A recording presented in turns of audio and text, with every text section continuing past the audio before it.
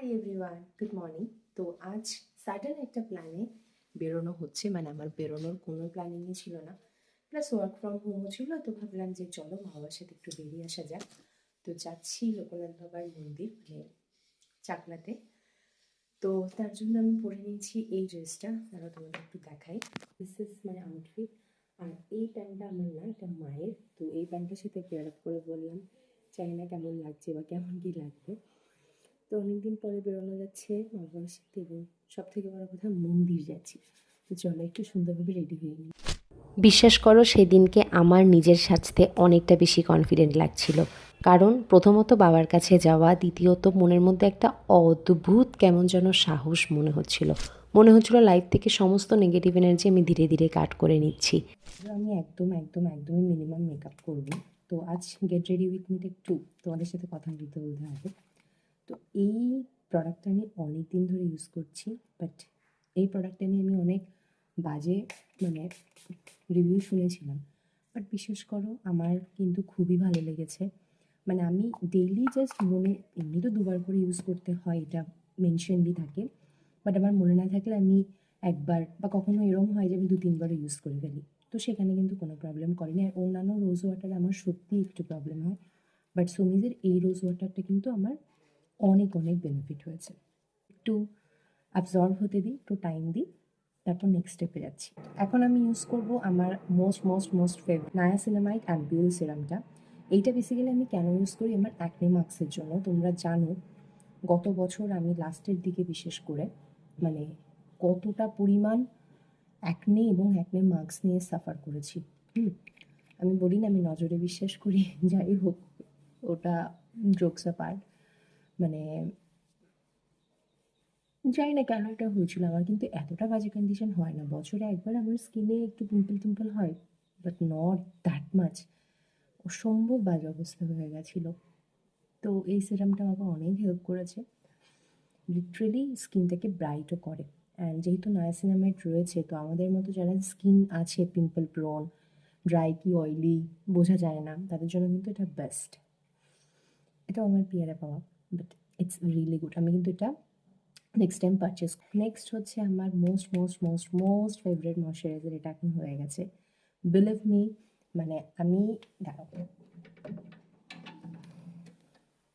জানলাটা খুলে নিলাম।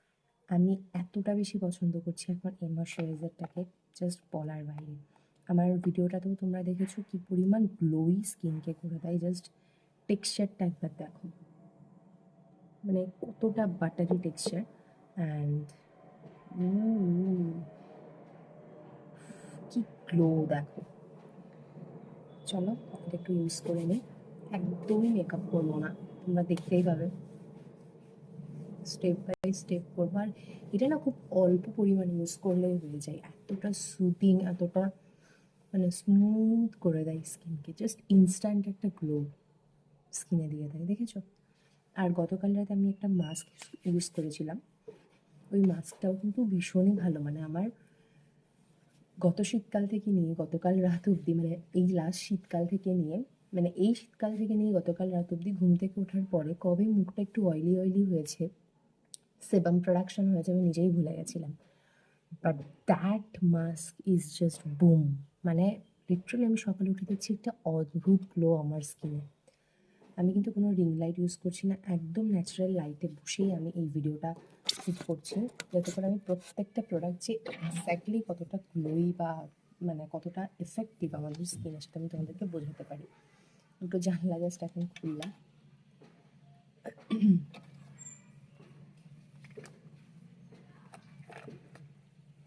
আমি এখন স্কিন কেয়ারের উপরে বেশি জোর দিই রাদার দ্যান দ্য মেকআপ। তাই এই গ্লো অ্যান্ড লাভলির ক্রিমটাও আমাকে অনেকটা বেশি হেল্প করে, যখন আমি জাস্ট নর্মাল একটা মেকআপ, মানে কোনো নর্মাল মেকআপ না, মানে কোনো মেকআপই দেবো না, কোনো মেকআপ ইউজ করবো না, জাস্ট নর্মাল ক্রিম মেখে বেরিয়ে যাব। এই ক্ষেত্রে দেখো অনেক আছে অ্যাকনে মার্কস এখনও, আমি কিন্তু তাও কোনো ধরনের কনসিলার কিছু ইউজ করবো না, জাস্ট নর্মালি এরমই ভাবে আমি বেরিয়ে যাবো। এটাও আমাকে অনেক হেল্প করেছে। Next, last but not the least, 1% hyaluronic sunscreen hydrating gel for dry to sensitive skin। মানে এটা তোমরা কি বলবো, একটা ম্যাজিক হিসেবে ইউজ করতে পারো যাদের এই স্কিন টাইপটা আছে, ড্রাই টু সেন্সিটিভ। তোমরা বললে বিশ্বাস করবে না, এটা ইয়ারে পাওয়া একটা স্যাম্পল, আরেকটা স্যাম্পল আমি নিজে গিয়ে কিনেছিলাম। মানে এটা যখন আমি কিনতে যাই, মার্কেটে নেই, এটার এত ডিমান্ড বেড়ে গেছিলো। আমি অনলাইন থেকেও পারচেস করিনি, মানে মনে হচ্ছিল যে না, দেখি একবার গিয়েই পারচেস করি কেমন কি হয়। মানে এটা লিটারালি পাওয়া যাচ্ছিল না, এবং যিনি শপ ওনার ছিলেন উনি বলছিলেন যে এত ডিমান্ড এটা এই সিজনে। কারণ আমার যা কন্ডিশন হয়ে গেছিলো স্কিনে, আমি জানি না মোস্ট অফ দ্য পিপলেরই এরকম কন্ডিশন হয়েছিল কিনা, ড্রাই বাট এক্সট্রিম পিম্পল। এই যেগুলো না, আমি তোমাদের কী বলবো, এই পিম্পলগুলো হয়েছে আমার নভেম্বর ডিসেম্বর মান্থের দিকে। মানে এই জায়গাটাতে এত হয়েছে, তোমরা যারা লাস্ট আমার ভিডিও দেখো, লাস্ট ব্লগ টকগুলো দেখলে তোমরা বুঝতে পারবে যে কী ওয়ার্স্ট কন্ডিশন আমার স্কিনের হয়ে গেছিলো। তো এই প্রোডাক্টগুলো জাস্ট আমাকে সেভ করেছে আমার স্কিনে।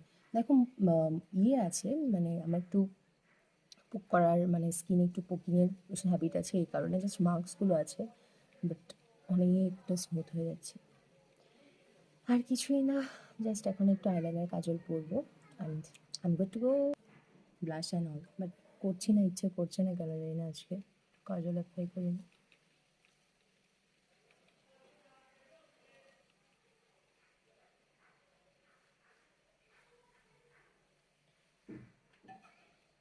তো এই কটা প্রোডাক্ট দিয়েই আজকে আমি সাজগোজ করেছি, মানে এই যে কটা স্কিন কেয়ারের প্রোডাক্ট দিয়েই।